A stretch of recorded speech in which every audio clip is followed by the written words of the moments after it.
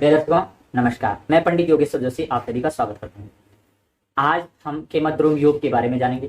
केमद्रुम योग अगर किसी की कुंडली में है, क्या वो भंग तो नहीं है? केमद्रुम योग पूर्ण स्थिति से है या नहीं है, यह देखना हम अक्सर गलती कर जाते हैं। केमद्रुम योग है भी या नहीं है, सिर्फ चंद्रमा की स्थिति देखने से हम केमद्रुम योग का अनुमान लगा लेते हैं, किंतु हम जानने की हमारी बहुत जरूरी है। और केमद्रुम योग एक ऐसा योग है जो व्यक्ति को चंद्रमा से बनता है यह योग, और चंद्रमा की स्थिति से यह योग जब बनता है तो चंद्रमा को शास्त्रों में, हमारे वेदों में, ज्योतिष में चंद्रमा को हमारा मन माना गया है, मन का कारक कहा गया है। तो जिसकी कुंडली में यह केमद्रुम योग होता है, पहले तो हम ये सुनते, जिसकी कुंडली में यह केमद्रुम योग होता है वह व्यक्ति मानसिक परेशानी से गुजरता है। व्यक्ति हमेशा किसी न किसी तरह से मानसिक तनाव में चलता रहता है, और वह हर व्यक्ति की, किसी व्यक्ति की भी छोटी छोटी बातों को मन में बिठा लेता है, बुरे भाव की स्थिति से मन में रख लेता है उस व्यक्ति की।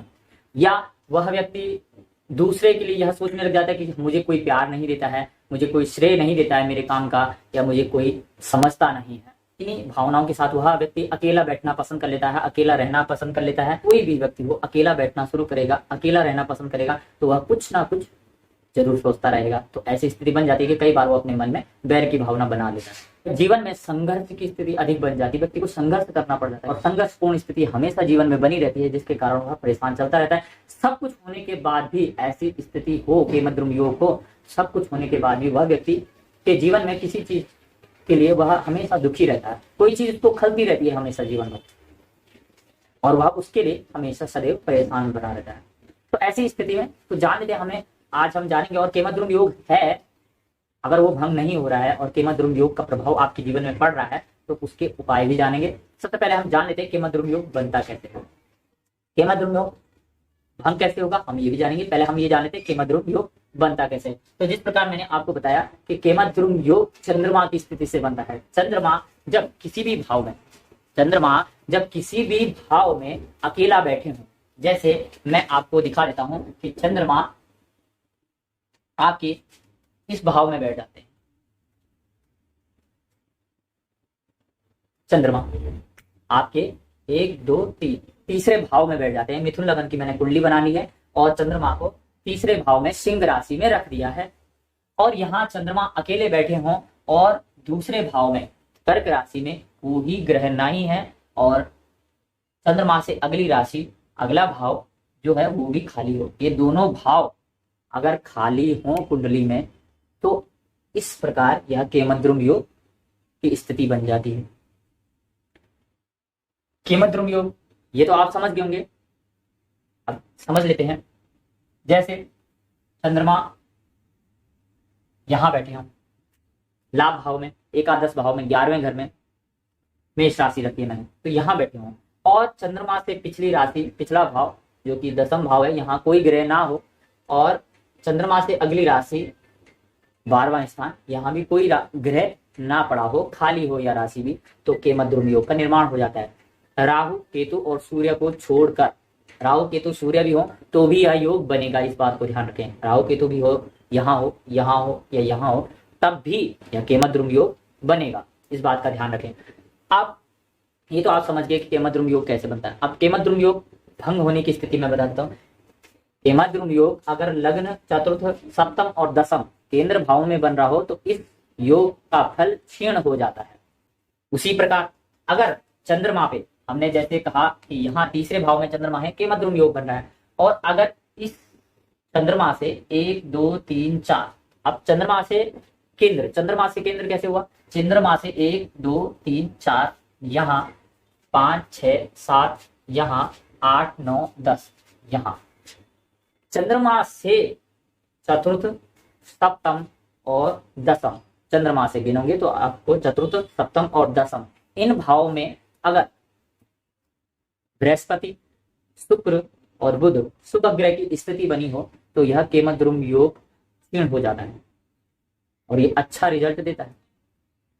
उसके बाद अगर चंद्रमा, आप यहां से भी इसको ले सकते थे, 1 2 3 4, अगर चंद्रमा किसी का यहाँ है 1 2 3 4, यहाँ शुभ ग्रह की स्थिति हो, बुध शुक्र बृहस्पति, 5 6 7 यहाँ हो, 8 9 और 10 यहाँ हो, तो यहाँ वह योग क्षीण हो जाएगा।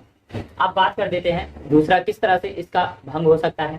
चंद्रमा की स्थिति, चंद्रमा को बृहस्पति देख रहा हो, बृहस्पति देख रहा हो 1 2 3 4 5, यहाँ बृहस्पति हो, यहाँ से नवम दृष्टि बृहस्पति की पड़ेगी। सप्तम भाव में बृहस्पति हो तो वो मैंने पहले ही आपको बता दिया, वहां से भी दृष्टि पड़ेगी।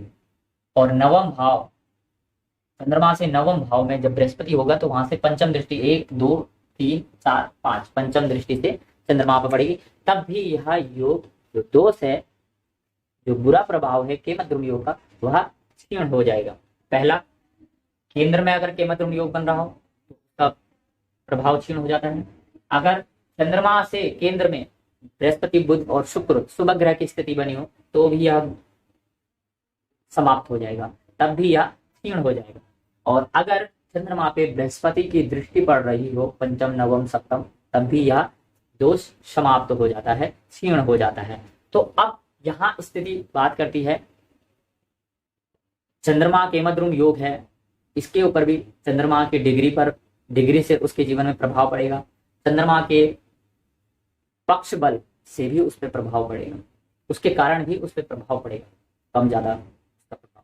लेकिन ऐसा कहना कि बिल्कुल ही खराब होता है, ऐसा हम नहीं कह सकते हैं। वह कुंडली पे निर्धारित करता है कि उसकी कुंडली में चंद्र बल क्या है, पक्ष बल क्या है चंद्रमा का, और चंद्रमा पे किन शुभ ग्रह की स्थिति है या नहीं है, केंद्र में तो नहीं बन रहा है। तो यह सब चीज जानने की हमें जरूरी होता है। तो इन सब चीज को जानने के बाद ही आप निर्धारित करें कि आपकी कुंडली में या आपके जानने वाले किसी की कुंडली में भी केमत ध्रुव योग है या नहीं है, यह आप स्वयं देख सकते हैं। अब बात कर लेते हैं, अगर किसी की कुंडली में केमत ध्रुव योग बन रहा है तो वह व्यक्ति सबसे पहले तो क्या करे, वह अपना डिसीजन स्वयं लेने से पहले औरों से विचार जरूर करे, जल्दबाजी ना करे। वह दूसरों से अपने डिसीजन लेने से पहले जरूर विचार विमर्श करे और अपने परिवार से, अपने विश्वसनीय से उनसे बातें करके, उनसे विचार विमर्श करके ही अपने डिसीजन को ले। दूसरी बात, वह चंद्रमा के लिए प्रदोष व्रत के दिन भगवान शिव का अभिषेक करें और सोमवार को भी भगवान शंकर की पूजा करें। भगवान शिव की पूजा तो वो रोज करें और सोमवार को और प्रदोष व्रत को भगवान शंकर का अभिषेक करें, शिव अभिषेक करें, शिवलिंग का अभिषेक करें। चंद्रमा का वैदिक मंत्र का जाप करें, नहीं तो चंद्रमा के बीज मंत्रों का जाप अवश्य करें। चंद्रमा की छाया में वह पूर्णमासी को बैठे हैं, पूर्णमासी का व्रत रख सकते हैं और सोमवार को चावल चीनी दूध का वह दान दे सकते हैं। तो यह उपाय है, लेकिन उससे पहले देख लें कि केमत ध्रुव योग पूर्ण रूप से घटित हो रहा है या नहीं हो रहा है, वह कुंडली पर ही जाकर पता लगेगा। तो मैं आशा करता हूं कि आप समझ गए होंगे। फिर मिलेंगे किसी और विषय को लेकर, तब तक के लिए नमस्कार।